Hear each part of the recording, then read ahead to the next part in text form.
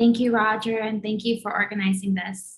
Hi, everybody. Thank you for joining us today. My name is Anita Hofschneider, and I'm a reporter at Honolulu Civil Beat.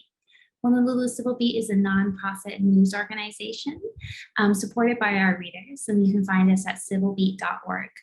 At Civil Beat, I cover a wide variety of topics. We call my beat social issues because it's so broad. I write about things like housing, disparities, racial and gender disparities. And most recently, I'm also covering the healthcare beat, which is a big deal during this pandemic. So today we're going to be talking about the pandemic and how it's exacerbated existing gender disparities here in Hawaii. We have an all-star panel here today featuring Denise Konen, Kealoha Fox, and Nancy Creedman. I'm going to go ahead and let each of them introduce themselves. So Denise, will you please start us off? Thank you, Anita. Yes, aloha. I'm Denise Konen. I'm the Dean of the College of Social Sciences at the University of Hawaii at Mānoa. And my college is a big one, a dynamic one. We're one of the largest in terms of student numbers. And this past year, our faculty have really been focusing on sort of rapid response with COVID-19 in terms of the research we've been doing. Some of you may follow UHERA, which is the UH Economic Research Organization, and they've been putting out a lot of important information for the community. But we've also have faculty from sociology, psychology, ethnic studies, women and gender and sexuality studies, and many more who have been doing really important work on the society here in Hawaii. Great, thank you. Kealoha, will you introduce yourself, please? Absolutely. Thanks so much, Anita. Aloha, velina mai me Kealoha kako. My name is Kealoha Fox. I am most importantly in all spaces. I'm a mom, and I'm also a scientist, practitioner, and I am the senior manager of social health integration at AlohaCare, and we're a safety net health plan who provides a number of important services for our Medicaid and Medicare lines of business across Hawaii, serving nearly 80,000 members. And that's an area that I wanted to talk about today, and the growing enrollment of Medicaid recipients through COVID-19 and how that illustrates a certain set of ongoing disparities and gaps that we need to look at really systemically. And so in my programs, I focus on our social determinants of health transformation plan, our value-added services, and looking at culturally responsive services that are unique to Hawaii, that resonate with our local culture, and that are a part of the genealogies and ways, especially that Native Hawaiians, Pacific Islanders have been raised and are intimately and spiritually connected to overall health and well-being and longevity of life. So I'm just really happy to be here with you all, and I'm really looking forward to the discussion with all three of you folks who I just admire and appreciate your work so much right now. Thank you. We're so happy to have you too. Nancy? Thank you. It's nice to be among such an esteemed group. I work with the Domestic Violence Action Center. I am one of two co-founders. We're celebrating our 30th anniversary this year. It's a big milestone for the community. We could not have achieved what we have without the inspired support of the community. We started with 2 part-time staff, and there are now 50 of us working to bring responsive, culturally reasonable, specialized program services to our diverse community, legal services, 24-hour, 7-day-a-week text, chat, and helpline support, on-site court services for every person who is seeking to obtain a restraining order, legal representation in paternity, divorce, and restraining order matters, support groups, long-term advocacy, assisting survivors navigate their way from danger to safety, and housing, which is our most recent addition to the array of program services. For survivors, that is a key variable in their escape to safety. If there's no place to go, their options are something like the car, couch surfing, or back to an abusive environment. We do a lot of outreach and education on a campaign to deepen the community's understanding about the complex and costly problem of domestic violence. We're very, very happy to be here in service to the community. We are working very hard. It's been a challenging year, and I'm very gratified by the privilege I've been bestowed to be a voice for survivors and others who work in the field with me, right beside me. So thank you for having me. And as we know, not all women have been affected equally. There are also a lot of racial and ethnic disparities nationally as well as locally. And so Kealoha, I was wondering if you could kind of give us a bit of an overview about what that's looked like and how gender inequity in the pandemic has intersected with the racial disparities as well.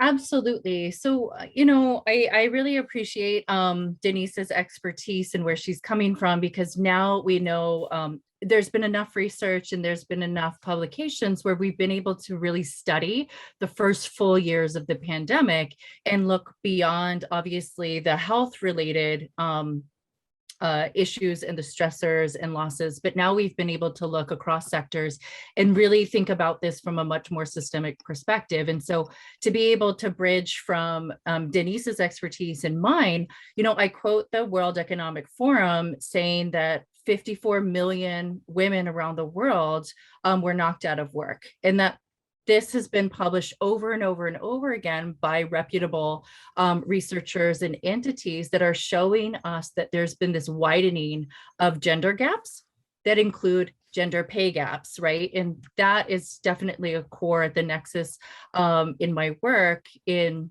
a safety net organization, and where the safety net has been, one, a critical pathway for people to continue to stay well, to live, to make it through this pandemic. But I think it really does highlight the exacerbation of conditions that we've known for a really long time. And so I was lucky earlier in my career to do a lot of research and a lot of science and writing, and published a book, Haumea, Transforming the Health of Native Hawaiian Women and Empowering Wahine Wellbeing. And in that, what we were able to see is that there was already a widened gap in Hawaii when you disaggregate the layers of gender. And in this case, we're really talking about binary gender identities for most demographic data. When you unpack those layers, you really saw that Hawaii is not meeting up to this stereotype and this fantasy of we're the healthiest and happiest place to retire, and we have the best health care, and everybody is really thriving here. That's just not true for everyone. And so I think what we've seen now at this point, over a year into the pandemic, is there's a real women's global struggle for racial justice and gender justice that has to be a part of every single conversation. And I think for me, where I'll admit I tend to get really frustrated is there's not yet enough systems-based solutions that are able to critically look at the gaps that we know have widened. So for example, these widening gaps in preterm birth, widening gaps in the over-incarceration of certain peoples, widening gaps in chronic and preventable health conditions that we know exactly how to treat and we know how to prevent from an upstream intervention. And we're not necessarily investing in those upstream interventions when we talk about issues like asthma and obesity and hypertension and type 2 diabetes. And so that's really a lot of my focus in my work now is let's talk about the food system, and let's talk about food security if we're also going to be talking about obesity, hypertension, and type 2 diabetes, because I think a lot of us are too frustrated in having the same conversations over and over and over again without seeing substantive, lasting, accountable investments to these known and widened gaps. One of the things we have talked about and I wrote about earlier this year was how single mothers in particular have been affected by this pandemic. And I know that these economic challenges, particularly regarding caregiving, are exacerbated and when you don't have a partner. And so I was wondering if you could speak to that, Denise, and share, what it's been like for single mothers this year. Well, thanks so much. I mean, I was thinking about that very question with some of the things that Kealoha was talking about, the challenges that women face. And, some of those are health challenges, but of course the caregiving is such an important role that women traditionally play, and especially single mothers, when some of the social safety nets that we usually have in place, right? The expectation that you can send your child to school and you can have that window of time where you can do professional things and other things, that is taken away. It really does put very, very stressing burdens on women, hard choices that they have to make about economic livelihoods and their children's education. But I think another side that Kealoha also brought up is the impact that COVID and disease really did have this past year too. I mean, many of us do have family members or loved ones that were impacted during this time, and the need to stop what we're doing and give care is a real one. I know that has existed in my family and others here on this webinar today, that is a real thing. And it does, traditionally, it has been women that carry that honor to care for loved ones. So I think the economic impacts, though, of that are challenging. It's an especially a challenging thing for single mothers who have that stress. And some of the ways that we saw that bear out this year was through basic food insecurity. I mean, the numbers skyrocketed of families saying, that they were hungry, very hungry, that they did not have food options. And the fear of even going out became quite difficult. How do you get the resources you need? The community stepped up in a major way. I was so honored to be a part of the Hawaii food banks and the various efforts. But it was a difficult year for mothers to provide just basic food and shelter and security. And how they balance work with their family needs were just very, very hard this past year.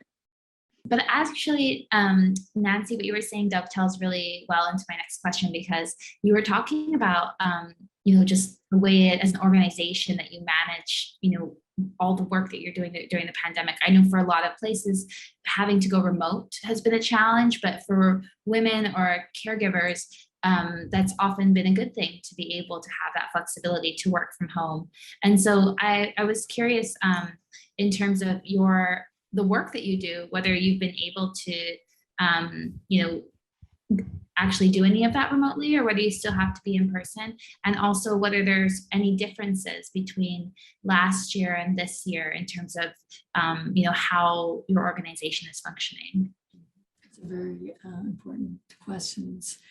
When you think about working remotely, and I think Denise alluded to this earlier, not everyone is working in a position where that's possible to work from home. And again, as a community, we have to recognize how it is that we as a community don't support those people who are unable to work remotely. For those survivors who we have worked with who are working remotely or who have lost their jobs, not everybody has internet. Not everybody has devices they could use. So again, one of the first things or early things that we did when we were trying to sort out, what do the people we work with, what do they need? We started writing grants to provide our survivors and their children with laptops, cell phones, and tablets so that they could actually do either work from home if that was a possibility or participate in school by using the devices we made available. So the foundations and the community rose up to provide us financial support to make that possible. We added text and chat capacity to our communications vehicles because those people, again, who are forced to stay at home and are being hurt cannot make a telephone call. But how can they ask for help? How can they update their safety plan? How can they get what they need in terms of resources or decision making? So we shifted from just exclusively telephone to adding text and chat 24 hours a day, 7 days a week, because domestic violence doesn't only happen during the work week or the work day. We also made hotel rooms available for those people who really needed to escape. There was a great deal of uncertainty about how would shelters respond. Staff at shelters weren't comfortable welcoming strangers, people that they didn't know. They were then at risk for getting infections and then taking it home. And people who are living at home and needing to escape, they don't necessarily want to go someplace where they don't know who's there either. So we tried to raise some money to make hotel rooms available for those people who needed quick escapes. We also had Uber donate 500 rides to us so that people could use transportation that would otherwise be unavailable to them. In terms of our direct services to the people we were supporting, nothing compares to being in person. But we did a lot of intakes on Zoom, support groups facilitated by Zoom, but the energy and the love that you feel and the support you feel from the people who truly resonate with your experience is kind of missing. I mean, even though I love you guys, I can't feel you. So it's kind of the way it is for a survivor who's seeking support with other people in the presence of other people who know what they've experienced. So that was a setback. And as soon as we could, we tried to go back to in person. We got, did all the physical distancing things. We were considered essential workers, and so all of our staff were vaccinated very early. We put up plexiglass everywhere in intake rooms and conference rooms, and really tried to be mindful of what it would be that would make people who needed us feel comfortable and people who work with us feel comfortable. So we expect to see continuing increase in the demand for help. The system, as has been amply illustrated, does not serve survivors well at all.